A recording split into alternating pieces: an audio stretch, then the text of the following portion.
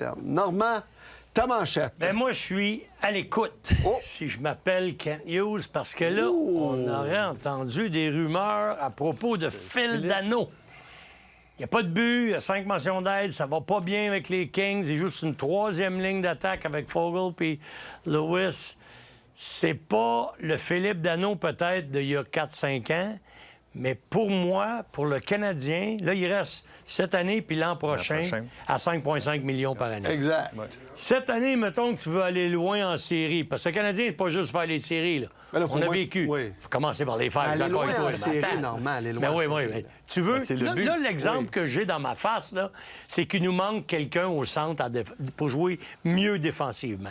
Ou il nous manque vraiment un bon centre gaucher qu'on a perdu en Dvorak, faut être honnête. Ouais, ouais. Dvorak, il a signé à 5,4 à Philadelphie. C'est pas des totos, eux autres, là. Ils savaient qu'est-ce qu'il était pour obtenir. Un joueur de centre fiable. Danault, il a quand même 8 points en 6 matchs de série l'an passé. Il y a qui disent, ouais, il connaît un mauvais début de saison. C'est vrai. Ouais, mais ça, si tu c'est regardes le la monde, série l'année passée, là, en 6 matchs, 2 buts, 6 passes, plus que des attentes, 8 points. Et je regarde sa moyenne de points en carrière par match, en saison régulière, est à plus que 50, est à 54 Et en série d'après-saison, un petit peu en bas de 50 en moyenne par match, à 48. Moi, ça me dit une chose. C'est un gars qui est capable de jouer dans des matchs critiques, dans des matchs importants.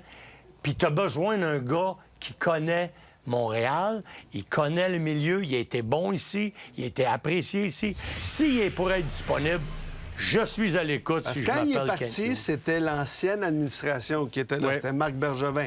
Marc Bergevin n'est plus ici. Ça a changé à Montréal.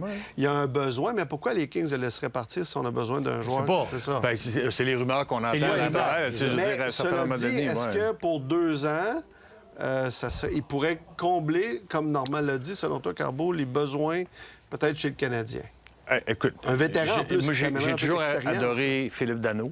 Je pense qu'il faisait un travail extraordinaire avec le Canadien de Montréal quand il était ici. Je ne comprends toujours pas comment ça fait qu'il n'est plus ici. Ouais, Ça, c'est une autre histoire. On comprend savoir d'un chicane de ce qui s'est passé. Mais j'aurais aimé qu'il demeure ici parce qu'il remplissait 2 postes. Tu sais, je veux dire, on avait besoin de lui défensivement. Il était excellent en désavantage numérique. Il était excellent dans la mise au jeu. Puis offensivement, il donnait des bons chiffres. C'est ce qu'il a continué de faire à Los Angeles. Cette année, ça va pas très, très bien, mais quand même, défensivement, là, il peut pas faire mal à personne. Là. Alors pour moi, tu sais, j'aime ce que Kapanen fait. Est-ce que ça prendrait la place à Valeno? Est-ce que, tu sais, je veux dire... qui est blessé. Mais tu sais, quand tu as un gars comme ça, moi, je trouve une place dans l'alignement du Canadien. Maintenant, est-ce qu'ils veulent vraiment le laisser aller? Puis qu'est-ce que ça va coûter? Ça, c'est autre chose. Si, rappelle-toi les bonnes années avec Palat puis Gallagher. C'était une Avec deuxième Tatar, ligne. Tatar. Avec Tatar puis Gallagher, pardon. Oui, mais là, Gallagher, il est plus... Non, mais je sais, mais peut-être qu'il pourrait le ranimer un petit peu, c'est Non, bon. mais avec des... Tu sais, c'est un bon joueur de hockey. Là, Bon avec joueur des de hockey, gars il peut comme passer à la Demidov. POC, lui. Là. Ouais, c'est ça. Puis c'est un centre gaucher qu'on n'a pas. Je veux dire, tu as Veleno, mais si j'ai un choix à faire entre Veleno et Danault, moi, je prends l'expérience de Danault, surtout en série. C'est un gars d'un bon vétéran, c'est un gars qui connaît la game, c'est un gars qui, tu sais... On regarde ce que... Présentement, le Canadien, on le sait, là, il manque de constance. Il ne faut pas se le cacher. Là. De match en match, c'est jamais pareil. Puis, tu veux dire, tu peux faire tu peux regarder les 32 équipes, c'est tout ce que les 32 équipes recherchent, ça, là, la constance. Mais tu sais, on a une équipe qui n'est pas encore à maturité, puis on cherche cette ligne qui est constante. Là. Fait que pour moi, un gars comme Danault aiderait grandement. Il équilibrait ton leadership peut-être sur tes Ouais. 2 premiers trios. Exact. Au niveau de l'expérience. Tu as des gars d'expérience, mais sur ta 3e, ta 4e unité aussi. Là. Et les points améliorés, pour moi, c'est ça. Puis l'expérience va faire en sorte que, Martin le dit, souvent, qu'est-ce qui arrive? Il va remettre ses vétérans sur la glace parce qu'ils écoute, ils ont plus vu de hockey, ils en ont plus d'expérience. Ils sont pas là pour rien. Et l'expérience, ça sert à quelque chose. Moi, je trouve que Danault, écoute, en plus, t'as rien entendu à l'extérieur de la glace de mauvais. Ah, Guy. jamais, Tu sais, jamais, c'est un jamais. joueur qui Ça, est aimé non. à Montréal. Et ici, t'es pour le signer. Si je ne prendrais pas une chance sur un contrat de 7-8 ans, là, il y a 32 ans. Mais si Matheson a 31 ans, il nous intéresse pour 5 ans, Moi, je pense que Philippe Danault pourrait intéresser le Canadien à un prix juste. Mais t'as peut-être pas engagé 5,5. 5 ans pour Danault, c'est Non, pas la Non, même non, chose. mais je il pense que je m'engage. reste encore Oui, cette il reste année encore Si ou l'année Matheson prochaine. Oui, a oui. été bon pour 5 ans, Ouais, tu vas l'amener à 36, 37, Matheson. Lui, mettons, tu as fait un contrat de 3 ans après cette année. Tu sais, il y a l'année prochaine à 5,5 encore que tu vas vivre avec, mais s'il peut avoir une prolongation, puis là, tu n'es pas obligé d'y aller pour un contrat à long terme, tu peux y aller un contrat annuel. Tu sais, moi, je pense que c'est un gars qui peut t'apporter beaucoup, puis on pourrait peut-être faire un aubaine avec lui. Chose certaine, compte tenu qu'on a des besoins et qu'il y a des noms qui circulent, chaque fois qu'il y a un nom qui circule, on se dit, le Canadien, puis comme tu dis... Ben, ils sont intéressés, l'écoute. c'est ça. À l'écoute. On recherche encore la personne qui va se retrouver dans un poste tu sais, au deuxième centre. Exact. Donc, ce sera... Tous les fois qu'il va y avoir un nom qui va sortir, on va en parler. On va en parler. On va en parler. Tant qu'on le remplissera. Je sais qu'on en parle beaucoup des deuxièmes périodes puis du système homme à homme, mais le Canadien a accordé 41 buts en deuxième période cette saison. Pourquoi on en parle encore une fois? Bien, c'est parce que lors du dernier match, on a accordé 2 buts en deuxième période, rapidement. Qu'est-ce que le Canadien doit faire pour corriger ça? Puis le fameux système homme à homme, je sais que vous en avez parlé au 5 à 7 de façon enflammée, mais ça reste que c'est un système que les autres équipes profite présentement quand le Canadien l'utilise et on voit parfois les résultats, qu'est-ce que ça donne. Bon, premièrement, qu'est-ce qui se passe en deuxième? C'est sûr et certain, si tu refais les 32 équipes puis tu prends les statistiques de deuxième période, je pense que c'est pas mal tous la période la plus difficile pour tout le monde. Un, c'est à cause de les bancs sont complètement à l'opposé, les changements sont plus difficiles, tu te fais prendre dans le territoire maintenant, c'est plus maintenant 20 secondes, 30 secondes, des fois c'est 45 secondes, 1 minute et demie. Lorsque tu es fatigué, tu fais plus d'erreurs. Quand tu fais plus d'erreurs, tu donnes plus de chances de marquer, puis tu te fais plus marquer de but. On sait que le Canadien, on a quand même, je veux dire, on a une profondeur, mais pas une grande profondeur. Alors, tu sais, des fois, on surutilise certains joueurs, comme Suzuki, comme Caulfield, comme Evans. Alors, ces joueurs-là, en deuxième période, des fois, ils sont surtaxés, parce qu'il y a aussi des mises en jeu. Quand tu as une mise en jeu dans ton territoire, là, il y a 2 gars. Là. Il regarde à Suzuki, puis il regarde Evans. Là, peut-être un peu Veleno parce qu'il commence à... Mais tu sais, t'en as 2. Si t'envoies Suzuki avec le 3e trio parce que tu veux gagner les mises en jeu, puis il se fait prendre là pendant 40 secondes. Là, tu veux le renvoyer avec son trio 30 secondes plus tard. Là, il se fait prendre dans la zone un autre 45 secondes. Il vient très fatigué. Fait que c'est toutes ces choses-là. C'est plus compliqué. Mais des fois, c'est plus, encore une fois. Moi, je pense que c'est juste un manque de maturité. Des fois, c'est juste d'arrêter fermer le robinet quand c'est le temps de le fermer. Après le premier but hier, là, peut-être que ça a arrêté le temps de le fermer, mais ils ne l'ont pas fermé. C'est 39 secondes plus tard.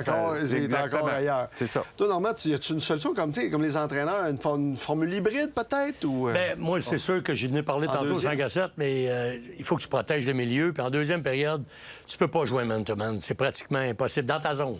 Puis j'ai regardé le but d'Holloway, là, on l'a montré tantôt, je sais pas si on peut le remontrer encore.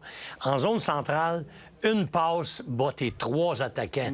C'est pas... C'est parce qu'on est du côté offensif de la rondelle. Je sais pas si on peut remontrer le but de Holloway là, sur la passe de Braden Shen. Il s'en va. On venait juste de le voir. Ouais. Ça fait 2 minutes. Okay. Puis c'est ça que je me dis, OK, moi, pas ma solution, mais mon analyse de ce que je vois du Canadien, c'est que tu as beaucoup de joueurs à caractère très offensif. Que Martin est obligé de tirer pour dire, hey, là, faut que tu penses plus défensif. Parce que le joueur de hockey, sur la patinoire, il y a 2 façons de penser. Je veux le puck, j'ai pas le puck. Cette passe-là. Regarde bien la passe défenseur. La rondelle arrive dans la zone centrale, il vient de battre 3 gars du Canadien, 1-2 contre 1 sur Hudson. C'est sûr que c'est des problèmes graves. Mais là, sur celle-là, tu as Suzuki, qui est ton meilleur joueur de centre, qui voit Buchnevich passer à côté de lui, mais au lieu de bloquer le centre, il le laisse filer. Qu'est-ce qui se retrouve, Suzuki? Il dit, hey, je suis dans un no man's land, moi, je faisais absolument rien. Il y a eu un but devant mes yeux, j'étais un spectateur. Pourquoi? Parce que je me suis pas impliqué à l'intérieur. Quand tu joues une défensive de zone, tu penses à une chose, bloquer l'intérieur. Laisser tout vers l'extérieur. Le joueur adverse, il faut qu'il soit là, puis ton filet est là, toi, il faut que tu sois entre les deux. Puis c'est pour ça qu'il faut que tu gardes ta tête sur un pivot. Qui je surveille? Dans cette façon-là, tu peux tenir dans le milieu. Fait que je trouve qu'en deuxième période, c'est 2 petits problèmes. C'est la façon de jouer la zone défensive. Puis ta pensée offensive. On a beaucoup de joueurs qui ont beaucoup de pensée offensive. Exact. Puis Martin ne veut pas changer ça. C'est son système. Puis il dit, vous allez l'apprendre, vous allez l'appliquer. Puis on a l'impression que c'est comme ça qu'il va avoir du succès. C'est comme ça. C'est ça. Oui, mais c'est sa réalité. C'est lui le coach. Exact. C'est lui le coach, c'est lui qui décide. Exact. C'est lui qui décide. Ultimement, c'est ça. Le Canadien a une fiche de 14-1 lorsqu'il accorde 3 buts et moins. Mais quand même, quand tu accordes 3 buts, habituellement, tu en gagnes moins souvent que tu en perds. T'sais. Ça, c'est dans les années 90. Exact. Mais le Canadien a une réalité qui est 14-1. Comme entraîneur, qu'est-ce que tu fais pour maximiser ça? Parce que, écoute, le Canadien a une attaque qui est capable de produire, mais qui en... Mais tu sais, je veux dire, encore une fois, on se concentre beaucoup plus sur le Canadien parce qu'on est à Montréal, mais si tu fais la même chose avec les autres. Là. Moi, dans mes années, lorsque je jouais à 80-90, une équipe comme les Oilers d'Edmonton marquait régulièrement 5-6 buts. Tu sais, Grant Fuhr est un Hall of Fame, puis il y a peut-être une moyenne de 4. Tu sais, mais c'est pas toutes les équipes qui étaient capables de faire ça. Alors, tu sais, à un certain moment donné, moi, quand on a eu Jacques Lemaire, c'est la même affaire. Jacques Lemaire s'est réalisé à un certain moment donné qu'on n'était pas capable d'en marquer 3 ou 4. Alors, il faut que tu fasses un système pour essayer d'arrêter l'adversaire d'en marquer 1 ou 2 par match. Là, tes chances de gagner sont... Ça va arriver que tu vas en scorer 4 ou 5 ou 6 ou 7 des fois. Personne arrête un joueur, pas parce que tu joues bien défensivement, tu dis à ton joueur, hey, quand t'as la rondelle, là, c'est pas de marquer. Là. C'est pas scorer. Ça n'existe pas. Mais je pense que Martin Saint-Louis l'a compris. Je pense que Nick Suzuki le fait extrêmement bien, capable d'avoir une bonne offensive par sa défensive. Parce que c'est la même chose. Si tu veux faire de l'offensive, il faut que tu aies la rondelle sur ton bâton. La façon la plus rapide, c'est de bien jouer défensivement, de prendre la rondelle puis essayer de t'en aller à l'attaque. Mais, tu sais, je veux dire, il y a des joueurs qui ont tendance à se porter trop plus à l'attaque des fois, puis ça, bien, c'est... Ouais, ils vont penser à si je coupe la passe, je m'en vais au filet. C'est ça une pensée. Tu sais, le joueur qui s'en va sur le joueur de défense de l'autre côté, puis il se dit, je souhaite qu'il me l'envoie d'un patin pour qu'il rebondisse en arrière, puis je vais être en arrière de lui plus vite. Il pense pas en premier à bloquer le tir, il pense, si ça me pogne les patins, je m'en vais sur un breakaway. Tu sais, il y a 2 façons de penser, puis il y a beaucoup de joueurs de hockey dans leur tête. Moi, je pense offensif, je suis un scoreur, puis il faut que je score. Mais le coach, sa job, c'est de le faire revenir à la base. On va voir ça demain contre le Tampa Bay, comment on va s'ajuster chez les Canadiens. Merci, Carbo. Merci beaucoup, Normand.